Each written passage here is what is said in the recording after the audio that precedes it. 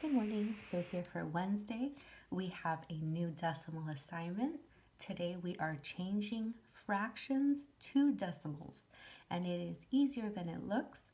So after you complete your review exercises and speed drills, we will go over this example and then review some sample questions. So here it says to change a fraction to a decimal, you're going to divide the numerator by the denominator and then add as many zeros as needed. So yesterday we had a little bit of practice adding zeros to our problems to complete them, and today we're going to be using that method as well.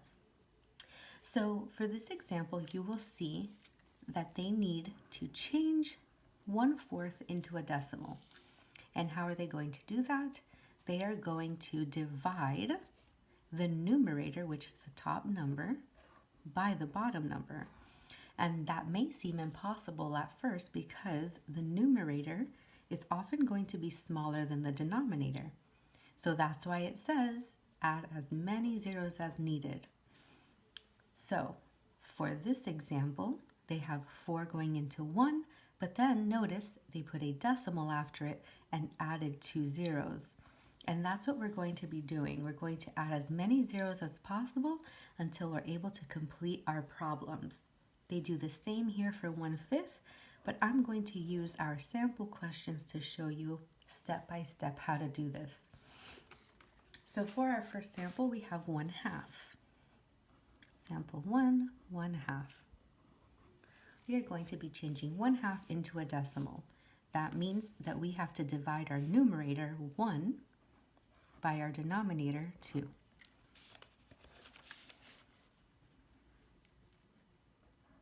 And it looks like this. Now, of course, that seems impossible. 2 cannot fit into 1, but we're going to add a decimal and then add as many zeros as needed. So let's try adding 1 0 and seeing if it will fit. So I'm adding 1 0 here. Now, can 2 fit into 10? Yes. So we're going to put 5 because 2 fits into 10 5 times. And then we're going to put a 10 here because it fits evenly, and we're left with 0. Now, because we're left with 0, we do not have to add any more zeros because there's nothing to put up here. So we're done with this one. We're just going to move our decimal up. And notice how we just have 0.5. And that makes sense because 1/2 does equal 0.5. So we're going to do the next sample. And we have 2/5.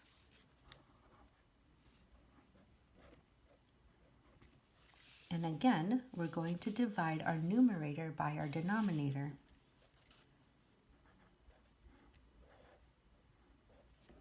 At first, this looks impossible, but again, we're going to add as many zeros as necessary. So 5 cannot fit into 2, but let's see if we add a 0. Don't forget to put your decimal. So 5 cannot fit into 2, but 5 can fit into 20. How many times? 4. And 5 times 4 is 20. It fits perfectly. So because we do not have any numbers left over, we're just going to put our decimal straight up, and our answer will be 0.4. Easy. Now just another tip, trick, and hint. You can actually add as many zeros as you wanted after, and this answer would still remain the same because any zeros that come after the decimal don't change the value of the numbers before it. But in this case, we don't need to add any more zeros. 0.4 is our answer for sample 2, just like 0.5 was the answer for sample 1. So 2/5 would equal 0.4. Let's do number 1, just to have one more question to go over. In this case, we have 1/4.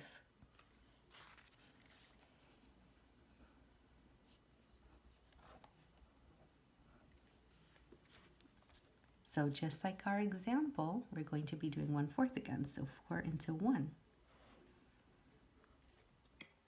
Now, of course, 4 into 1 looks impossible. We're going to add 1 0 and see if that helps. Well, 4 does fit into 10. How many times? 2. And 4 times 2 is 8. So we are going to have a number left over. 10 minus 8 is 2. Now, because 4 can't fit into 2, remember what we did yesterday? We added a 0, so we're going to add a 0. And I like to add the zeros all the way down just to make it more easy. 4 fits into 20 exactly 5 times. Now we have our 0 left over, no numbers to add up here. Move up our decimal, 0.25. And that makes sense because 1/4 does equal 0.25. Just like our example up here, 0.25. So just add as many zeros as necessary. Remember that you are dividing the bottom number, the denominator, into the top number. So make sure you don't flip it around. Make sure that you are putting the bottom number first. I'll put a little note here. Denominator, as you know, is the bottom number first when you're doing your division problems. And here for our language work for Wednesday, we're going to be telling the difference between adjectives and adverbs. So on the top here it says distinguishing adjectives from adverbs. When looking for adverbs, first find the verb and ask the adverb questions. Then look to see if there is an adverb in front of an adjective or another adverb. Remember, adverbs which describe adjectives or adverbs usually tell how or to what extent. So remember, we were answering these very questions on yesterday's assignment. Have you read a truly interesting book recently? Have read is the verb. Read when? Recently. So recently answers the question when. So it is an adverb. Truly is also an adverb because it describes the adjective interesting. So just remember, not just yesterday, but also on Monday, we were learning the kinds of questions that adverbs answer. So here's our page from Monday, and notice it answers the questions where, when, how often, and to what extent. So, because on our example here, it answers the question when, we know that it's an adverb. Have you read a truly interesting book recently? So don't let all of these little arrows confuse you. There is a purpose for each of these. Just remember that not and NT, which is a contraction, and apostrophe T, are always adverbs describing the verb. I did not read today's newspaper. Jerry wasn't in church yesterday. So these are answering questions. So here for Look Closely, which is always great because it gives you a hint, it says to use this test to see if a describing word is an adjective or adverb. Here's an example sentence. The unusually late frost ruined some of the crops.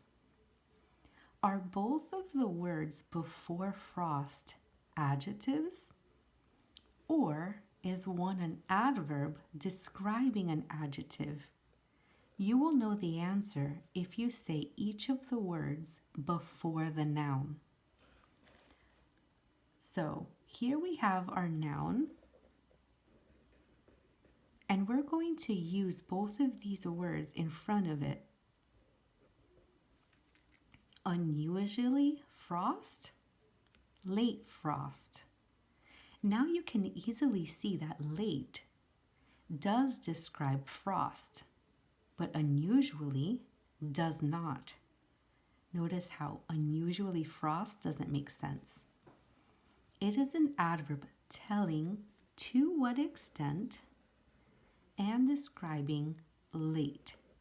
So pretty much it's just letting you know that the word unusually is describing the word late, and the word late is describing the word frost.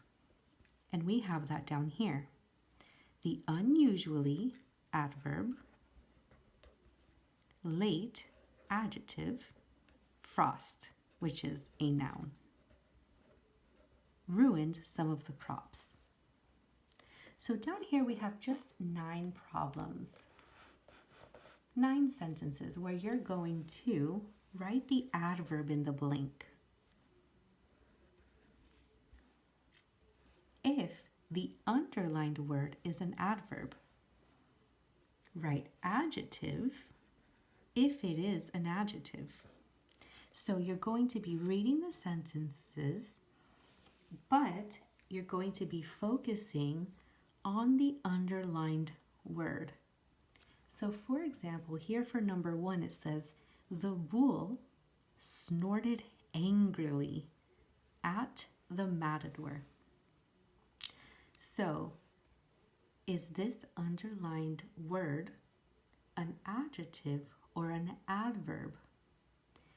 Notice how the word angrily answers our question, to what extent? You could easily say the bull snorted at the matador, but we wouldn't know to what extent. Did he snort softly? Did he snort angrily? So we know that this is an adverb. Also remember that describing words that end in ly usually are adverbs too. So you're going to write adverb here.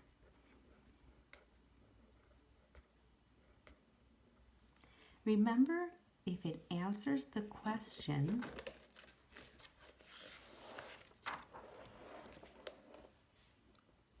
like here on Monday, where, when, how often, and to what extent, it usually is an adverb.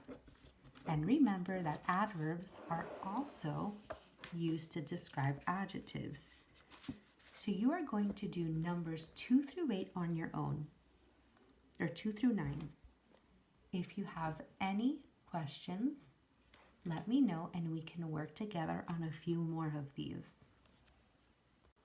Here Wednesday for spelling, we're going over these pattern words.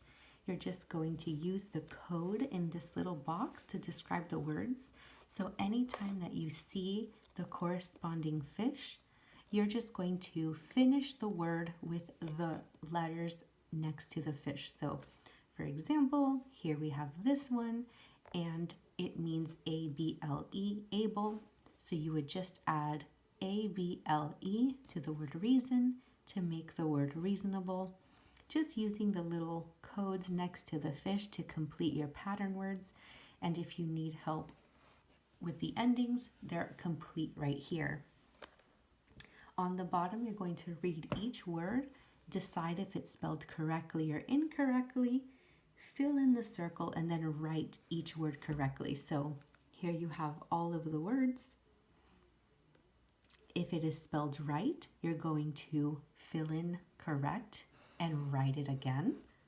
If it's incorrect, you're going to fill in incorrect and then write it correctly. So even if it's right, you're still going to repeat and write it here. And of course, if it's wrong, you're going to write it the correct way. And all of the words are here. So if you're having trouble remembering how they're spelled, they're right next to it. So just make sure you are writing them whether or not they're correct or incorrect.